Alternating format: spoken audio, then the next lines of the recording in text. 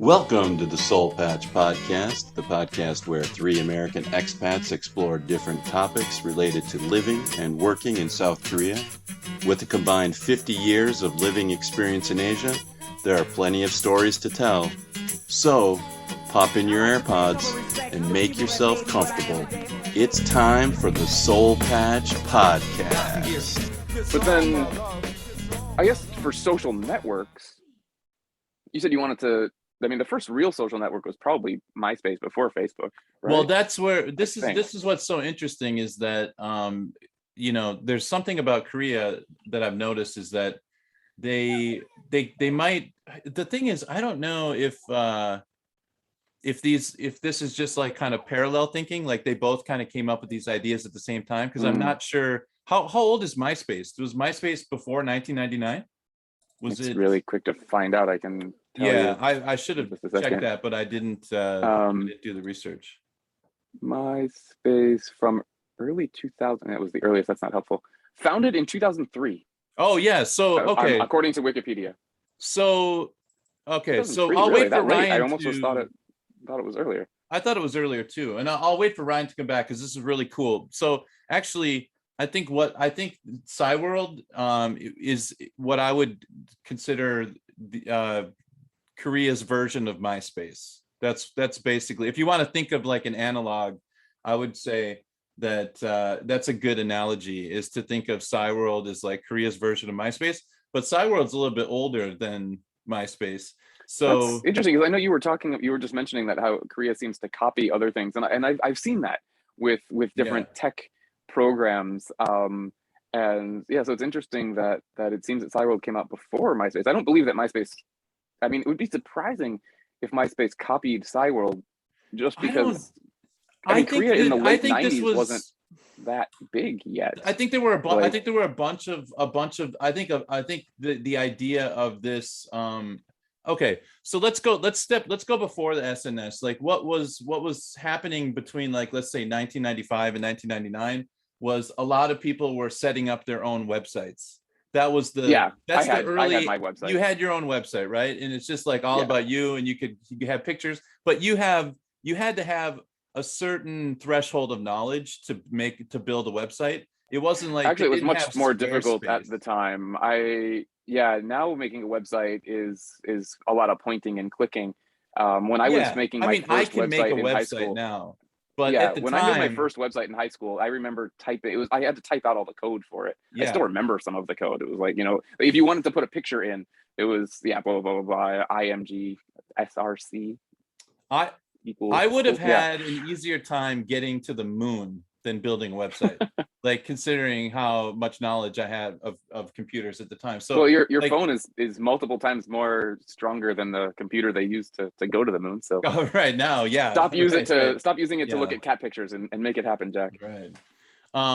So let's just follow the trajectory here. So we have these chat rooms like AOL and stuff that kind of became popular in the early 90s, probably earlier than that, but they kind of hit in the 90s, where people got a subscription to AOL.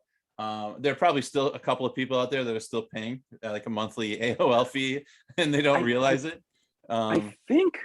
Hold on, I gotta check this. I'm pretty sure my aunt still has an AOL account. I think her email address is still actually AOL. And then from there, we moved into the personal website, but the personal website was a little bit difficult because the bar to entry was pretty high. You had to have some computer knowledge.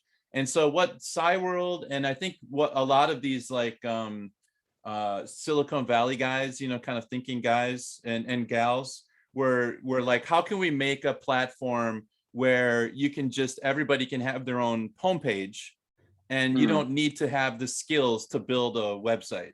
And that's what I think MySpace was so attractive about MySpace, was that it was pretty easy to set up a cool looking.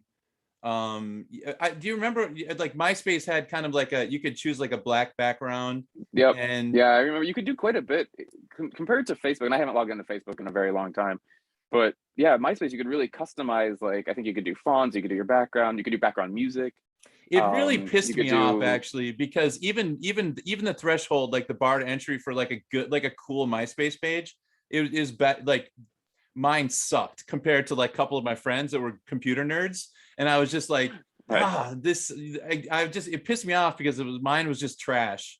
Like I barely could get like a picture in the middle of the screen, and I didn't know how to, I didn't know anything about the layout of to make a website look good or whatever. And so my buddies had these really cool pages, and so I kind of lost interest quickly with MySpace. And then right on the heels of that was Facebook, and Facebook kind of democratized it because everybody had the same profile page. So it was like no one's looked cooler than others. Did you have a MySpace page, Ryan? Yeah, I had Friendster and MySpace. I didn't like Facebook when it came around. But I think I get it. I think I get, like, there's a lot of like speculation. I'm sure there's probably not even speculation. There's probably a lot of concrete reasons why Facebook went down or why MySpace went down, Facebook rose up. But I have this feeling it's because, remember on MySpace, you could have a song. So when someone clicked your profile, there was no pause. It just started playing. That was the default for MySpace, was when you click somebody's profile, their theme song would play, whatever they wanted to load up. And just like when you go over to like someone's house and they just don't want to share the record player, they don't want to share the CD player, and they're just spinning their own stuff. They're like, dude, you got to hear this. Dude, you got to hear this. Dude, you got to hear this. Dude, you got to. Everybody has that kind of ego. And it's totally cool. I was like that too. I had music on my page. I think it's the most amazing thing. I can't wait for you to come to MySpace, see my page, music, and get smacked upside the head with a hot track. Right. I had my own music on there. Think of how horrible that would be, right? That was like, my friend, his band. Yeah. It was for his band. You gotta listen to me. Yeah. You gotta hear my voice. Yeah. MySpace. Yeah. I think that was, and then when Facebook came around, I was actually on the road. I was homeless at the time. I was in Malaysia, I think. Yeah, I was in Malaysia, and every backpacker that I knew had Facebook. Mm-hmm.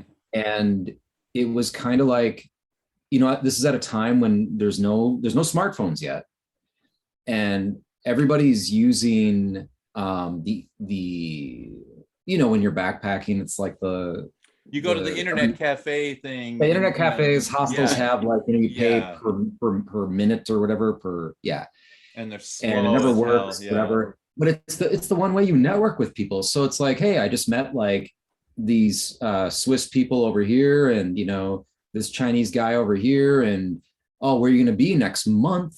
Where are you going to be? Where do you think you're going to be? It's like, oh, well, yeah, we're going to solo SC today. And then after that, maybe we'll go to like, I don't know. Yeah, everybody goes to Bali. So yeah, we'll get there eventually. And it was so essential for that type of networking. Mm-hmm. And it was so efficient. But I remember I didn't like it. I didn't like the page. Everything looked the same. It was just boring. It was the bar to entry was so low. And it's like there wasn't much you could do to it. Really. It's the AT&T of SNS. That's what it is now. It's AT&T. It's like do you get excited about AT&T when in the 80s? You're just like, that's the phone company. It's a what do you call it? A utility, right? And and that's why it was so functionally good for like travelers. It's a good utility, and MySpace was much more of a kind of an event. Like an online, like come and look at my page and celebrate my page. Facebook was like, hey, where are you? Where are you going to be? Let's connect. And that was it. In that situation, like in Southeast Asia, and probably what it was like for about half the planet, a page like MySpace where you have tons of crap loading and the formatting can be kind of wonky. Yeah. It's a problem. Whereas with Facebook, in that for function, for utility, it was on point. It was like, oh, this is my phone book. And exactly. It's my phone book, and I got all these people, and I can't lose this. But there's nothing beautiful or it's nothing to quite celebrate or whatever. And what it's become now, we're not going to get into the septic system that it's become now. But anyway, I kind of think it's important to go back to, and I don't know anything about Friendster, unfortunately, because it was at that time, I was computer. I'm the only Friendster? No, I never did it. I'm the only Friendster. What was it like? Is it, what Friendster could you compare was perfect. It was perfect. It was the greatest. It was the greatest program ever invented by man. No, I don't really know. It came out before MySpace, just a year. It was 2002. Yeah, I got it. I had it before MySpace. When I moved to Chicago for graduate school, that had to be 2006, 2005, around there, 2006 or 5. And yeah, MySpace quickly came up next to it, and it was an issue of, in my circle in Chicago, both like friends and professional, everybody was on MySpace. And so Friendster just faded because of popularity. I don't remember it being that different. And then MySpace just added stuff. You could just do whatever you wanted with it. Yeah. I think MySpace, the downfall of MySpace was just user friendliness. It was just like Facebook was just easier.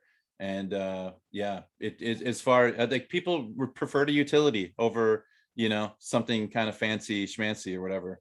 And it was kind of interesting there for a while, because I remember it was like, is it going to be MySpace or Facebook? It was, kind of on the fence there. And then it was just like, it's kind of like Prince or Michael Jackson. Which one is, okay, it's going to be Prince. VHS or Beta. Yeah, it's going to be Facebook. So let's go back to in the Wayback Machine, Wayne's World quote. Got that right this time. Thank you, Kevin. And we're going back to, you could do Peabody and Sherman if you really want to go even further back.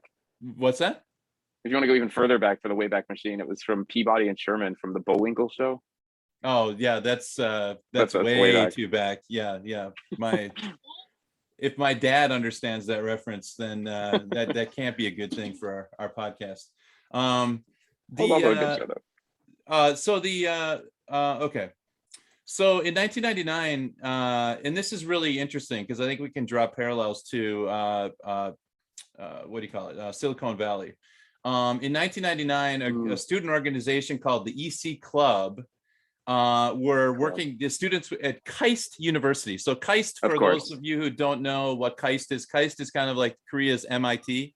It's like the cream of the crop. There's the Sky schools, like Seoul Day, Korea Day, Yonsei Day. That's what the Sky is, but KAIST is up there in the same stratosphere with those three schools. But it's just specifically focused on engineering and science, like hard sciences. On hard sciences, engineering, right. And so in 1999, these students were coming up with an idea, and then that's where they kind of gave birth to this idea of a, let's say, an online space where people can, cultivate relationships on one platform without having to go to somebody's personal website and then go visit another personal website and then communicate through email. I'm sure people were still emailing each other and stuff back then, but of course, Korea's always had like if you in my experience, they've always been really good at like finding hacks for certain, when it comes to communicating with each other. So I'll give you an example. I talked to some teachers that went to university in the 90s, and when they didn't have cell phones and before pagers, they used to put blackboards on the outside of bars. And so if your group, so you write a note to your friends to tell you which bar you're going to if they come late, which is ingenious, because I'm thinking about all those times where I couldn't get a hold of my friend because we didn't have a cell phone. And if we'd have just gone to the bar we're going to meet at, and then I look at the blackboard and it says, hey, we went to so-and-so place, then I could go there and meet up with them. But if you don't have any information, you're just screwed. You just have to guess, like, are they at this bar, this bar, this bar? So in Korea, that's quite clever. Yeah, it was really clever. And if you talk to anybody that went to school in the 90s, early 90s in Korea, or 80s and 90s, went to university at that time, they'll tell you about that.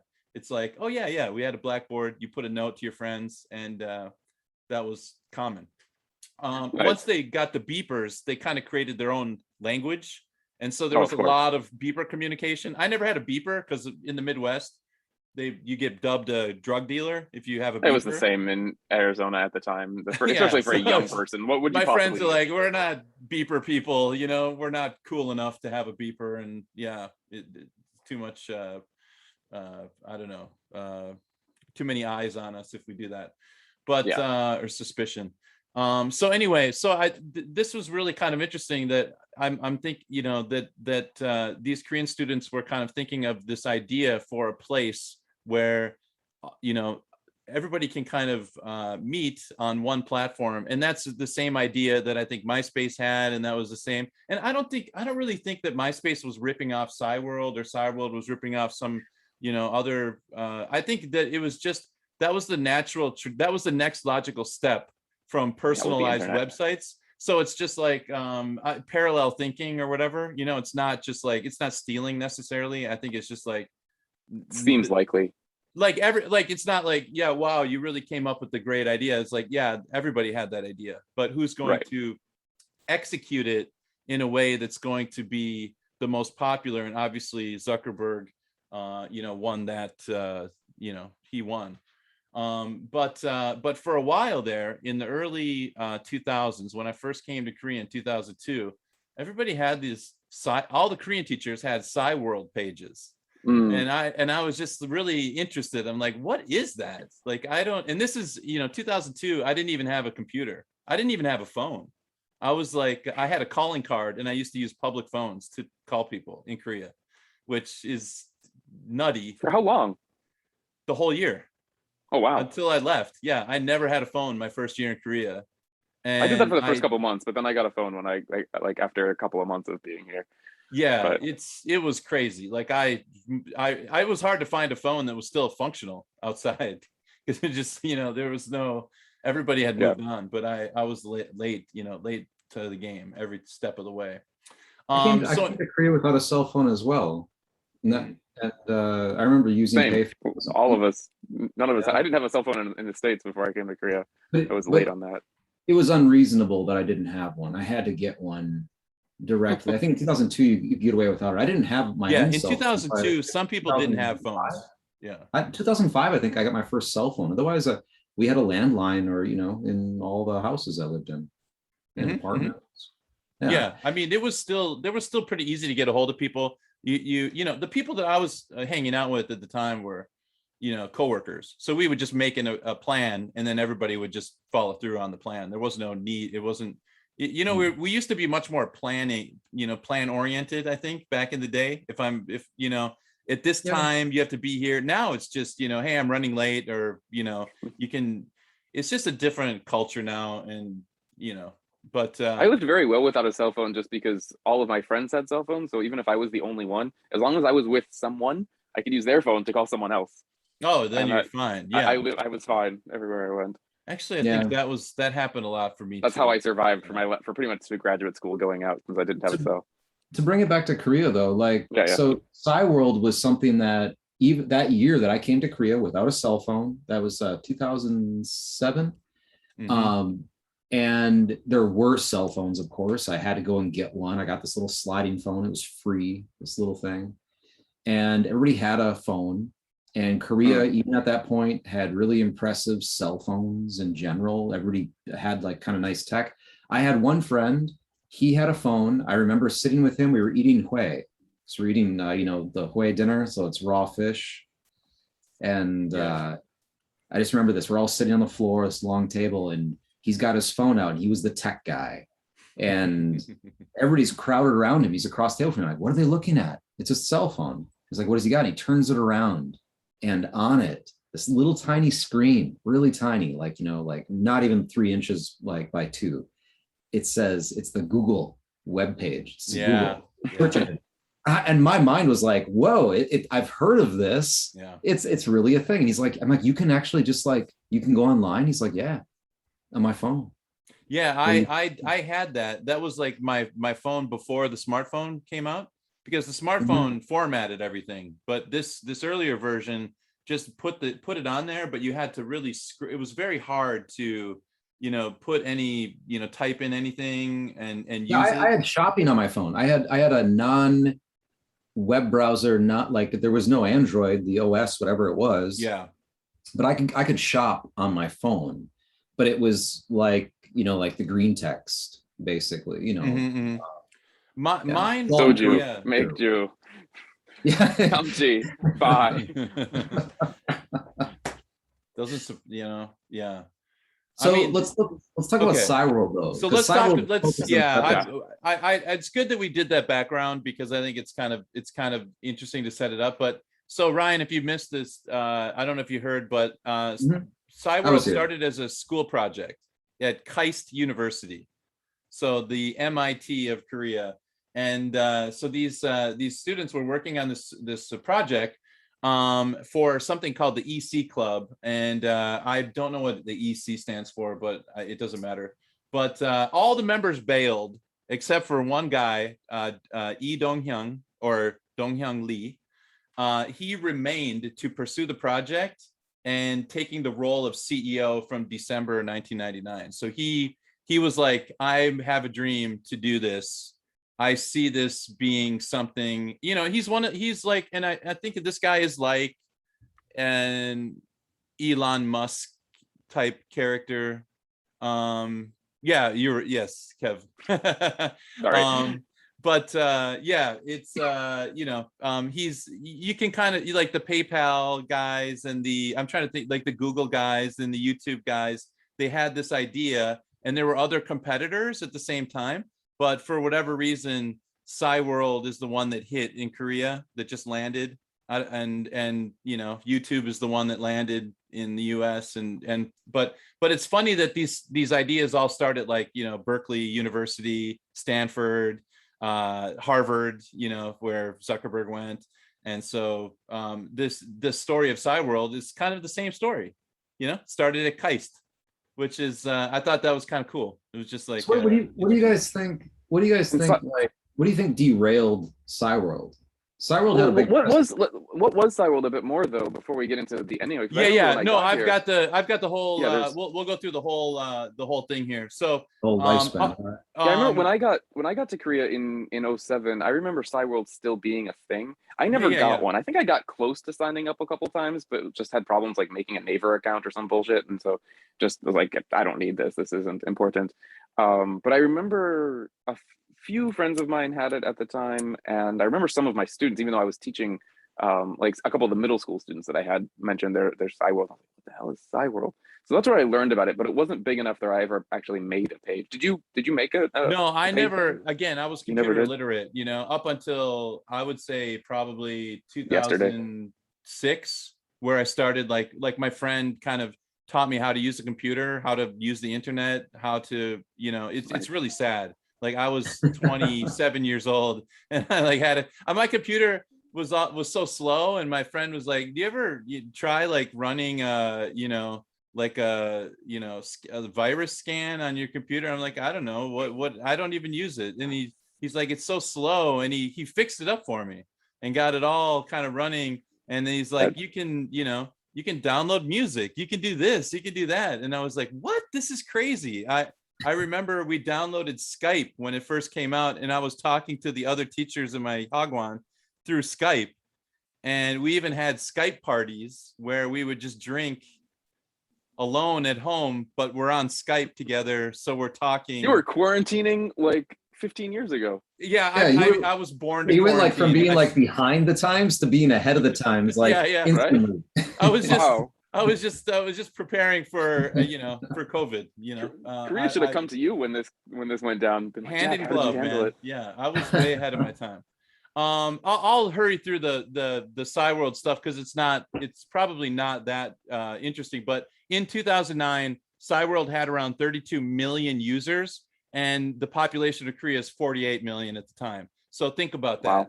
32 million users. I mean, it was the only game in town when it comes to like a MySpace type of SNS. Like you had Cyworld, and it was really, really popular among college students. Like every college student had a Cyworld page, and what they called it was Minihomepy. That's your homepage, your mini homepage, and they call it Minihomepy. Do you think it was P. I wonder think how they pronounce. Yeah. Do you think it's Minihomepy or Probably. Mini Home? My wife told me it was Minihomepy. Is it? Homepy. Oh, Minihomepy. He's checking. I'm sorry. Okay.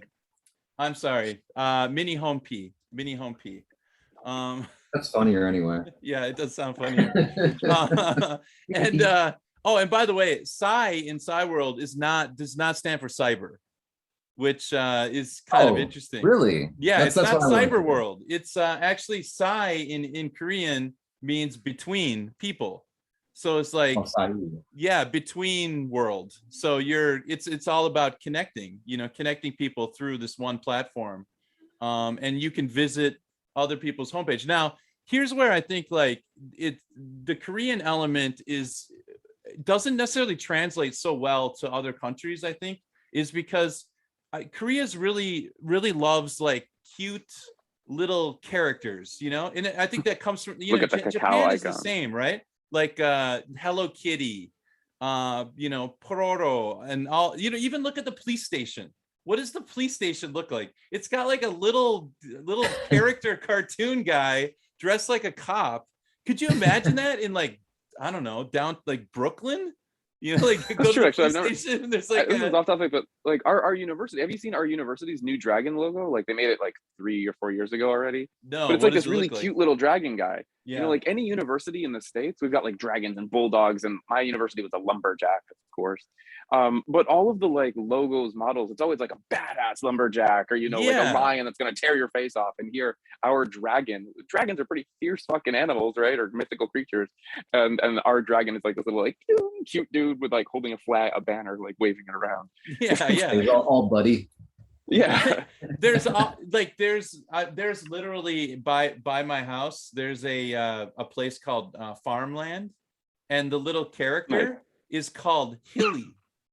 It's a hill. It's a hill. That's the character. It's a grass hill with eyes, and it's a hill, and his name is. Dude, Hilly. I'm coming over. I want to visit Hilly. I want to selfie with Hilly. Yeah, that's amazing. That's a mascot, a hill. So I mean, there's no.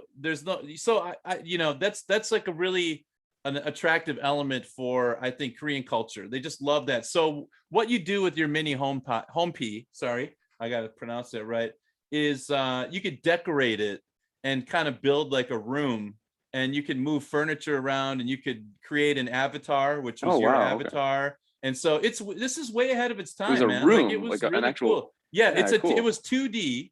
It was a 2D room.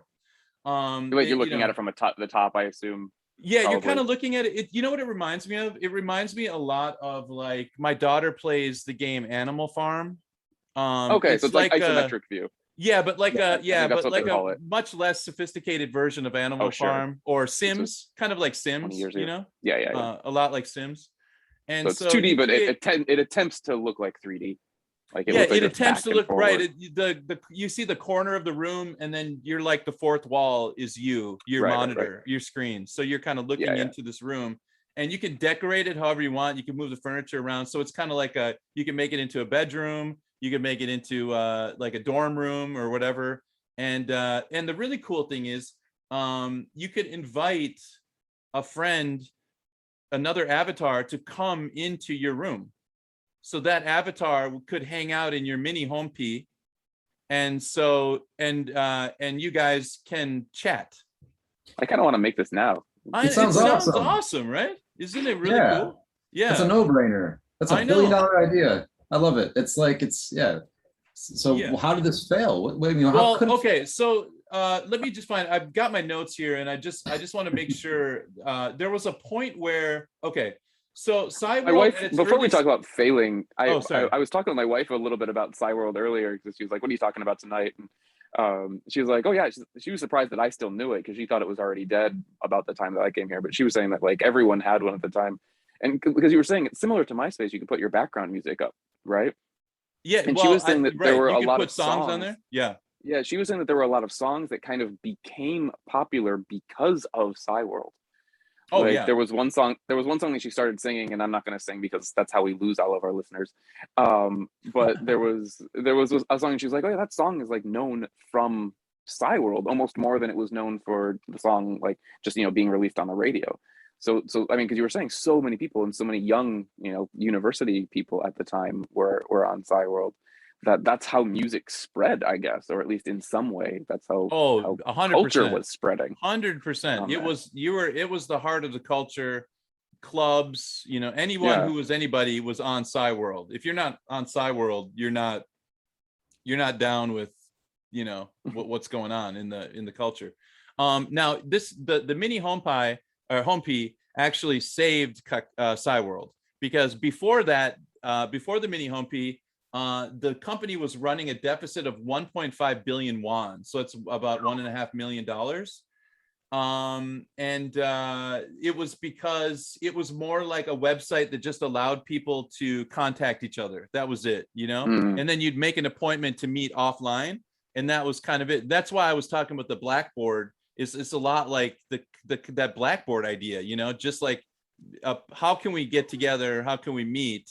And so it was much more about meeting offline. And when they came up with the Minihomepy project, which was they said was the last chance to turn the business around, he put this guy named Ram Lee in charge of the project, and instant success. People loved decorating the room, creating an avatar, and they had really stepped into, I think, what I think Zuckerberg is trying to sell right now, which is a metaverse, right? Like essentially an online. I haven't even looked at what that is.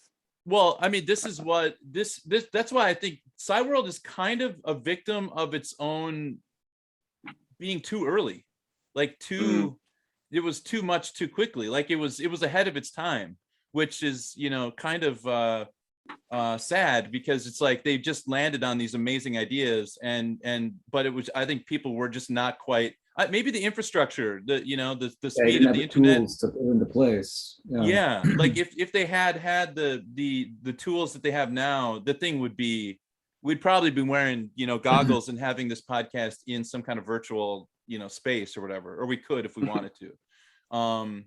So anyway, so the Minihomepy is what really took off.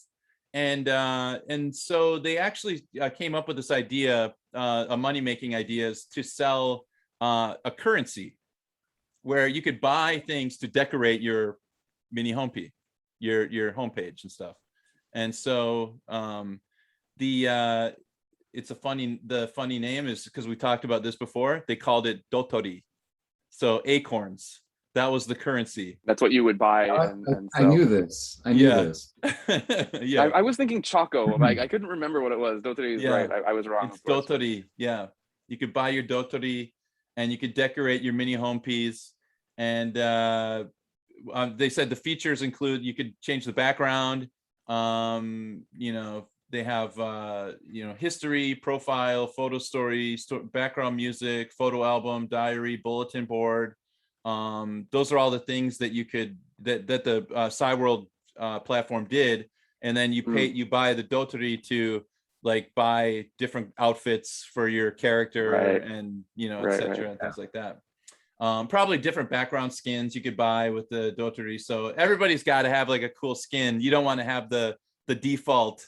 No, of course. You know what I mean? You gotta at least pay like the $1 to step it up. Exactly. And so I even have like I have a couple of from an article that I found. I'm trying to find it here. Let's see here. While you look, I just found something about what I was mentioning, music. Apparently Cyworld had a digital music awards. So like they were really big into music. It was more than just spreading it. Like they actually had like their own awards ceremony on there, and like it was, you know, like their #1 songs on Cyworld. Like that was a thing for a while. So Cyworld was really out there, you know, in terms of culture, in terms of music, things like that. Like a lot more than I thought. Yeah, no, I think it was a huge part of the culture. I mean, I honestly believe that without Cyworld, there's no Kakao.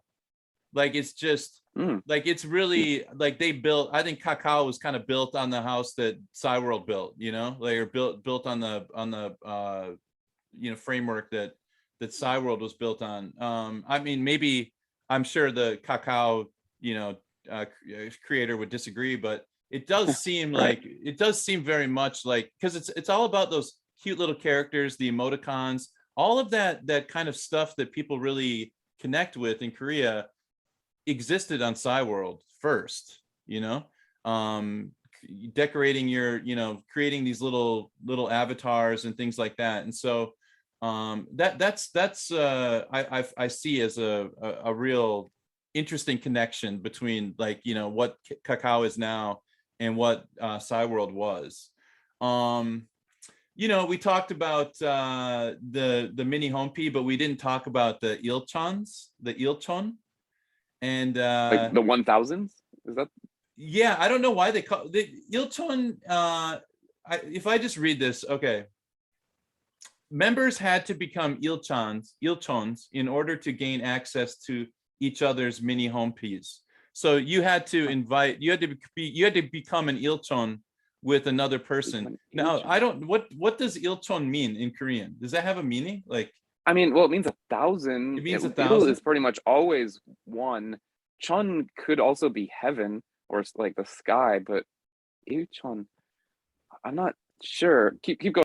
Okay, I'll keep going. I couldn't find any, like, what the exact translation for that was, but I know that Sai means between, so it's kind of like it's between not. It's I've got the problem is that I was transliterating it incorrectly. It's not Ilchon, it's Ilchon. I'm sorry. And so no, it's fine. It basically means like relationships. Basically. Oh, okay. Your relationships with people. You know, the Chon and the Chan. This is just a total aside. I once got in a taxi and told them to take me to Shinchon, and there's Shinchon. Yeah, I went all the way to the west, all the way to East Seoul, and then all the way back to the middle of Seoul. 70,000 Chilmanwan, $70 taxi ride. Wow. To go the wrong way. That's a short story. That's fantastic. Yeah, because I got there and the guy's like, Shinchon. He was like angry at me, and I'm like, I'm sorry, I don't know. I'll pay for it. You know, I felt. Oh, you took the same cab back too. Yeah, he's part of the story. Oh wow, that's a good story. Yeah, we just got some more info. Ilchon is so Chon is your connections, and Il is like the closest connection. So it's like your closest friends, like your wife or your brother or something. Ilchon would be like the next one layer of separation. You know, like Kevin Bacon would be the Yukchon would be the sixth layer of separation. It's exactly the same function as being friends with someone on Facebook. It gives them access to your profile if it's not public. If you're friends with them, they can come and look at it. So it's the same exact idea. The only difference would be like if you had an avatar that you could just like watch two people, little avatars hanging out in a room. I mean, it's all just kind of goofy little fun, you know. It's Facebook with animation basically instead of but these things are not new. So you know, they could you could send messages between Ilchons, and you could do all that stuff that you can do on Facebook. Essentially, you could do on Cyworld a long time ago.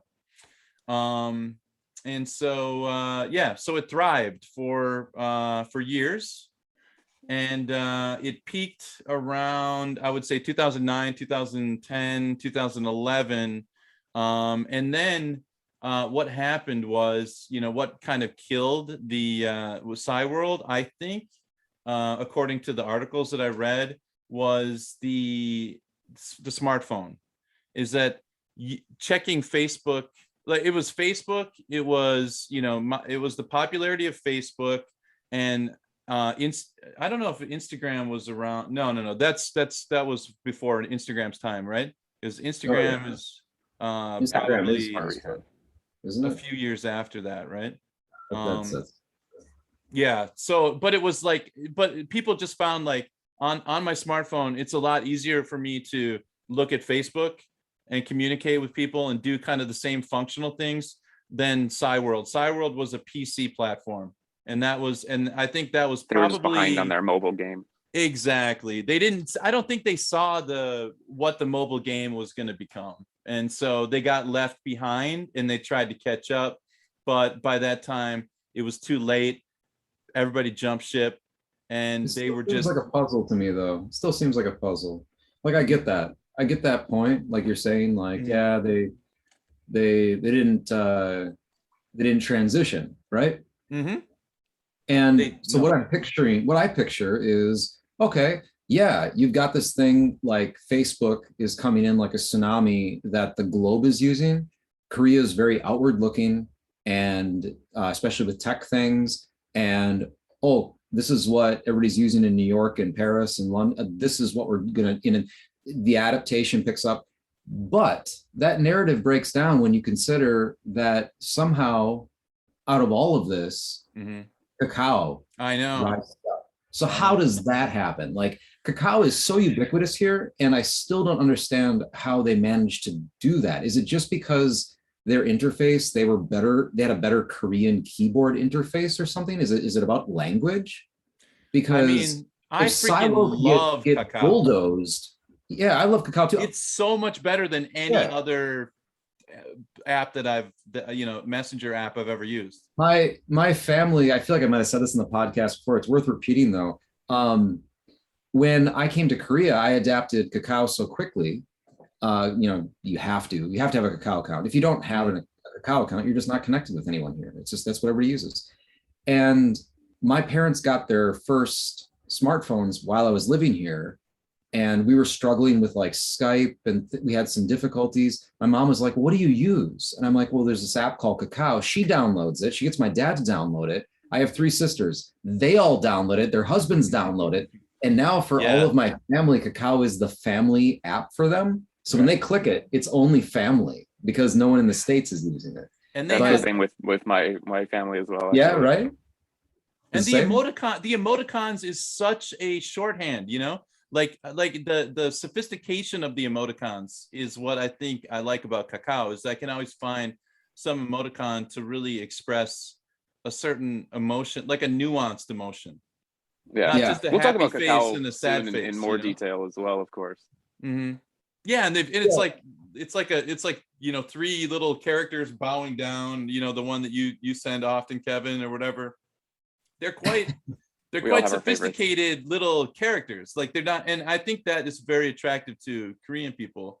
Again, I think the animation and comic book history and the popularity of like online web. If that is the case, if that is like the reason, that's the only reason I'm hearing is like it's just attractive. Is that like the one thing that was able to stand up to the tsunami of Facebook? Because Cyworld, which, as you just described in the intro of this podcast, was equally ubiquitous. You were saying like there's 50 million people, 40 million Cyworld accounts. So Facebook's able to usurp this, but then thereafter, Kakao is able to rise up against that wave. I don't know. I think there's probably a pretty cool like story of like. I think it's a confluence. I think it's a confluence of things too. I think also the more Koreans traveled overseas, the more they wanted to connect with students, friends that they had made, studying English in Canada. And how are you going to connect with them? Well, you're either going to get them to sign up for Cyworld, which is going to be a nightmare for someone in America trying to sign up for Cyworld, or I just get Facebook, So I think it just became, again, it's like, either AT&T or bust, it's like, okay, I'll just do the, what everybody does. It's not as pretty. It's not as fun as what, but then Facebook came up with these like, animal, like the farm, you could do farming things. And like my aunt was, cultivating a farm on Facebook and you know what I mean? Like Mafia Wars. What was that? So even Facebook kind of usurped some of that cuteness and gaming, the game aspects into its own platform. So, I mean, I just think Cyworld, I really do think it was the slowness of jumping to the phone platform. It was just like, if they had restructured and figured out a way to make it really simple and easy to use on your smartphone, I think they would have maybe survived in Korea. But I still don't know, because it's just, I think globally, you just want to connect to the whole world, and using this kind of I don't want to say esoteric one, but just like domestic platform is just not going to be the best choice. I mean, so I can see that argument too, but again, I just feel like there's some really maybe important story about like corporate mismanagement or something. Oh yeah, like, yeah. There is. So that, like, you're saying like, okay, Yes. so the people in Korea go abroad, students, and then they're like, hey, it's easier for me to get a Facebook account than you get a Cyworld account. Well, you could say the same thing with Kakao. Like, yeah. It would be just as logical that you would get, you would just use like a, the American, whatever the equivalent would have been at that point in time. But well, and here's I'm missing a beat, I'm sure. This is interesting. So when Cyworld really blew up is when they merged with SK Telecom. So that was in 2003. And then also they collaborated with Nateon. And do you remember Nateon? Because Nateon was the precursor to Kakao, right? That was the messenger that everybody used, was Nateon, which I always thought was like, what a weird name. Why Nate? And what is he on? You know what I mean? Like, I don't know what that means. It's just two words. It doesn't mean anything. Nate with some preposition. I don't get this. It's just Bill off, Tom over. It was weird, but it was very popular at the time. I remember if you were dealing with, young Korean people in their 20s, they were on Cyworld and they communicated with Nateon, on their phones and stuff. And so, and on their PCs or notebooks. And so that was a really important for them, because it says that they went from like 2 million to 7 million within just like a couple months. Like it gave them access to a lot more people. Merging with SK. Right. And also collaborating with Nate on. Yeah. They just had the power behind it to elevate it up even further. And so, but like all good things, they don't last forever, right? And so there was a decline. And so here's a couple of the reasons that I found online. Right. As Facebook began its services in Korea in 2009, Cyworld slowly began to lose its status as the only popular SNS service in Korea. So it kind of had a monopoly on it, right? It was like Cyworld was the platform. There was no one even close to competing with it. And they mention here also that Facebook had a simpler design. It was easier to use. So again, the threshold for the barrier to entry was much lower, especially for people like me who were just, inept when it came to computers. I think I've gotten better. I've educated myself more, but I was definitely not going to be on Cyworld. Like I wouldn't have been able to handle it. I wouldn't have been able to figure it out. Smartphones is another reason. And so, but this is interesting. In July 2011, Cyworld and Nate was hacked by criminals who stole the personal information of more than 35 million users. And so that was like a scandal. That was bad for the company, because people were like, wait a second, we put our registration numbers in here. We signed up for this. You said you're going to protect it. And then they felt like the hackers could have used that information to, steal their identity or whatever. According to, I believe, SK, they said that they had encrypted that information, so that even though they'd stolen the data, it was encrypted. So there was nothing they could do with it, but they had broken in and downloaded and stolen some data. According to what I read here. Still gonna break trust. People aren't exactly, and it's not gonna help when you have a competitor that's like right on your tail, and then you have a huge hack like that. And so, the other article that I came across, it says about 70% of the Korean population was compromised. So that's like, 3/4 of the country is pissed off at you. That's not. I've got 70 million credit cards. Can I put? Just think about that. The story's starting to make more sense now. Okay. yeah. I wonder. I know. We're just kind of guessing. I wonder a couple of things that might have contributed to the move over to Facebook. Like, I have to admit, although Cyworld and this Minihomepy sounds cool, like designing your own thing and making your own character, it's very like Animal Crossing. Like, your daughter's playing Animal Crossing. It's very much like that. Like, in Animal Crossing, you make your own island. Here's just your room, which is cool. But honestly, like, even though I said like I want one, I kind of don't. Like, I don't think I would honestly really want to put in the time right now to like make my homepage really cool. Whereas Facebook is just simple. It's log in. What are the friends doing? Done. Right. It's or like, continue to see what the friends are doing for hours and just keep going down your page. But you just log in and you just get to the information, you get to the chatting, you get to the communication part of it's it. School uniforms versus no uniforms, right? If everybody's wearing uniforms, we can focus on the relationships at school, right? Nobody's judging clothing, and you're paid. Okay. And if you're paid if you're just using the default avatar and the default, maybe I take the hair off and it's bald, but it still doesn't have any cool clothes because I didn't buy any Dotori, because I don't want to buy something that's not real. You know what I mean? Like, I had this talk with my daughter when she was younger, because some of those games that they play, they try to sell you, they try to sell you shit. And it's like, you're going to spend your, $2,000 to buy a fish that's not a real fish. We could go get a real fish and we could feed it and get a bowl and everything. But, paying, it's just, that stuff kind of, just like on principle, I'm not like a good consumer for that. This is off topic, but we can talk about that another time, because I've bought some things on digital things online. But another thing that might have, I wonder how much this had an impact. Something that we've never mentioned before is that in Korea, so many things, like you said with Cyworld, are tied to your personal identification number. Mm-hmm. Right? Like, even when you want to make like a Naver account, which is like kind of like the Google of Korea, if you want to make a Naver account, like you're tying that to you, right? But when you make a Gmail account in America, when you make a Facebook, I haven't made a new Facebook account in forever, but I don't think you have to put in your personal information. You just make an account. It's just like, I'm me, this is my name, and it doesn't even have to be true. You just make it. And so maybe part of this shift as well, I mean, there's probably, there's no one thing that made everyone slowly drop from Cyworld to transfer over to Facebook. Slow. But potentially the fact that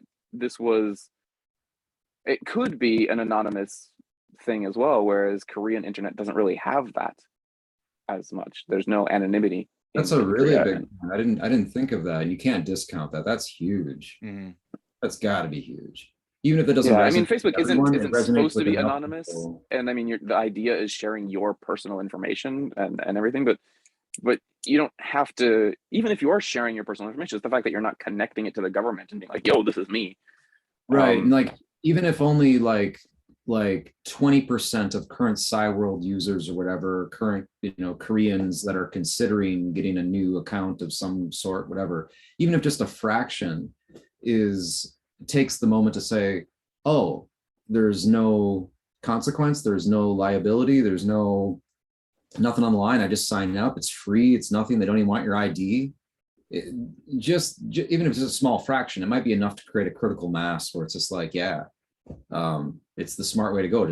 Why would you give this away? Why would you give your your social security number, your residence number?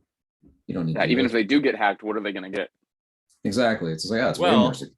This brings us to the kind of the last stage, which is the reopening. They're coming back. They're bringing it back. I've heard this. Yeah. I think it's back already. You can go on there, but so we talked about, Cyworld slowly declined. It started hemorrhaging users. No. I mean, this is what happened. This was 2011, 12 when Facebook came in. But it hung in there for a while, and then they shut it down, I believe, in 2019. They were like, that was it. But a consortium of 5 entertainment companies decided to buy it, and they want to open it up again and call it Cyworld Z, I believe is what it's called. I think they're kind of trying to appeal to Generation Z.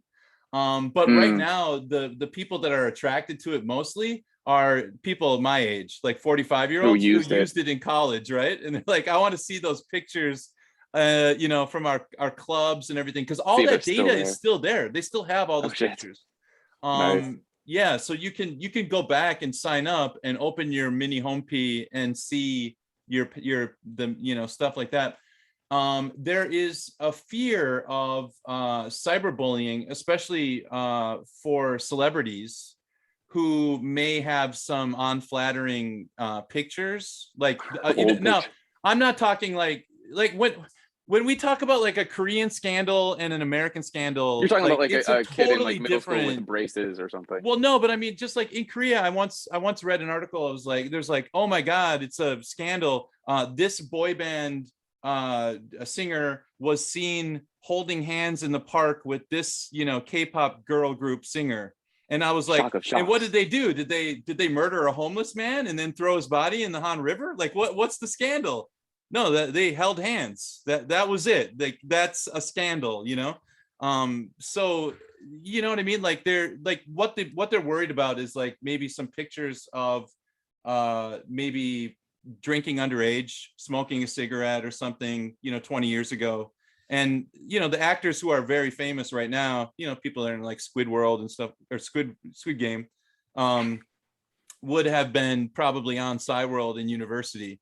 And so there's a kind of a fear if they open this up again, it's kind of like Pandora's box where, boy, people are going to start flipping through and looking for, because there's this like, chum the waters, right? Like, and the cyber warriors are just, out for blood. Like, what kind of dirt can we dig up? And so that's really a kind of unfortunate element, I think, of opening it up again, is that I think people are kind of, let's just leave let's let the normies can look at their club pictures from university and stuff, but the celebrities, I think, are kind of worried about it right now. And so that's kind of an interesting element to this is, what kind of dirt are they going to dig up? And I'm talking like, smoking and drinking. I'm not talking about an American style, scandal, which would be I think I'm looking at the site right now. I don't think it's fully open because it says that the amount of users and their total users were exactly 999,999 today. Oh, so okay, and like okay. all the numbers on here are just 99999, and it seems like all placeholders at this point. But yeah, it looks like there is. I mean, it's recent. At least it has recent dates on it. So they pushed it back 3 times. It was supposed to open in January. They pushed it back to July. Then they were supposed to open in August, and then I couldn't find anything after August. So I thought, oh, maybe they just released it, but I hadn't heard anything about it. My wife wasn't like interested in going back on Cyworld, and I hadn't read anything on any of the blogs or whatever. But maybe they're doing like a soft open, Yeah, Cyworld.com as of right now doesn't have anything, unfortunately. Okay. But I think we can make a promise to our listeners that when Cyworld comes out, we can make a Soul Patch Minihomepy. Yeah. That'd be kind of fun. I'll work on that. And check out this. This is what it's going to be. This is what I think. Why I think that this may be like a real Cyworld, may be a total sleeper success again. Like it may like a phoenix. It's going to rise from the ashes because they're changing it from the original mini room and mini me avatar from 2D to 3D. And they're also trying to design like 50% more dimensions. Yeah, that's a whole new dimension. And they're trying to combine it with like a metaverse where you're basically virtual reality. So you put some goggles on, and now you're actually sharing, and that's really close to what like Mark Zuckerberg had just introduced, right? With the those Facebook groups where they're kind of sitting in a boardroom and his avatar is walking around that looks exactly like him. And if I looked like him, I'd probably change my avatar a little bit. I don't know. But whatever. But yeah, so I mean, I think they've got some pretty grand designs with this, and they're trying to build on the old reputation. But the either one of two things is going to happen. It will just become kind of a nostalgia fad for a few minutes where 40-year-olds go back and look at their old high school pictures or university pictures and laugh and then forget about it, or it becomes this new thing and it becomes a metaverse where Koreans start joining and creating avatars and start existing within a real digital virtual space. That's interesting. I think that's worth like researching. I didn't know that they were getting back in the game. I could see one thing, just first blush, hearing this concept. One reason I would like throw a few chips behind Cyworld versus Facebook, now Meta, trying to do this. Right now, Meta, is that the user base of Facebook, while it's huge, on average, their internet connection speeds are not fantastic. Whereas a company like Cyworld, starting from the ground up, you could pretty much guarantee that all of your user base, from even on the very small amount of a user base, when you're building out, you know that you have fantastic connection.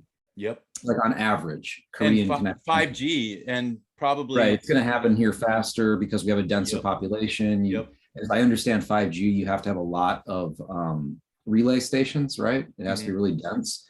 But we have such a dense population, even just across the whole peninsula, not just Seoul, that the future for 5G and its applications here will probably have a little bit of an edge versus something where your current user base and your current business and your current economy is spread across the globe and its default average of connection speed.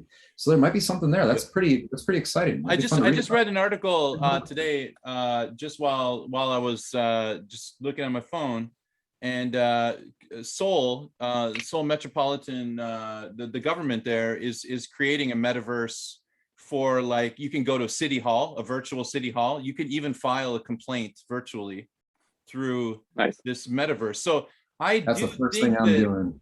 Objection. I know. How cool would that be? I'll just like fly in there, like, hey, I'm not walking, I'm flying, baby. And this if any country can do this metaverse, like the movie Ready Player One, where they just exist in this virtual reality. I mean, I think we're in the country where they could pull it off. I mean, could you think of a better place where this could happen? I mean, that's what I'm saying. I think if that's really what there'll be a competitor to it. That's exciting. I'll have to read about this. I hadn't thought much about it. Yeah. Really. I mean, I just think, like, what are the implications for education as well? I mean, that would blow Zoom out of the water to be able to actually be in a virtual classroom. Have a Cyworld classroom. My little character being like, "What's up, kid?" My Minihomepy. You have to have the small hands. Hey guys, what's up? I'm going to be a T-Rex, man. What are you talking about? Just barking and growling at everybody.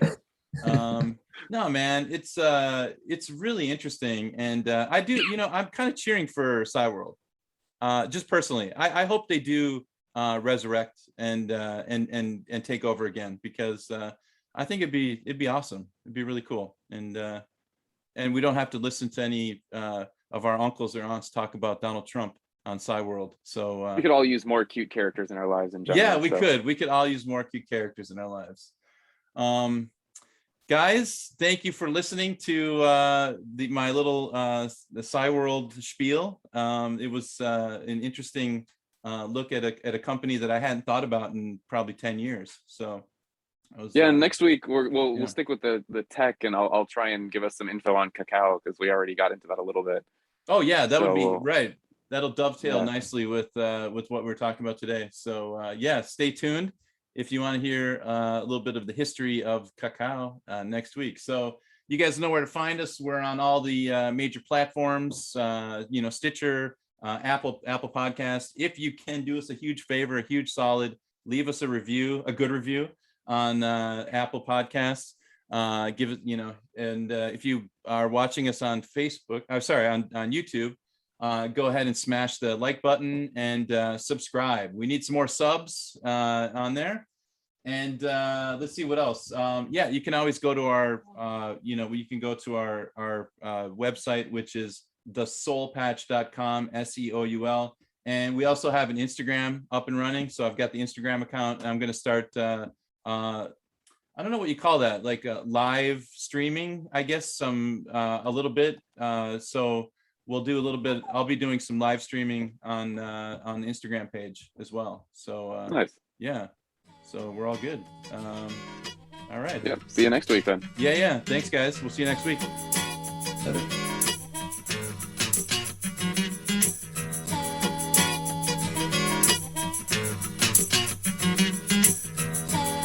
I'd like to pay a couple respects to the people that made me what I am today. Nothing gear. It's all my love. It's all my love. The quiet man. It's all my love. It's all my love. Dopamine. Jim. It's all my love. It's all my love. It's all my love. The brain. It's all my love. It's all my love. Hey, Bobby. Let the bass go.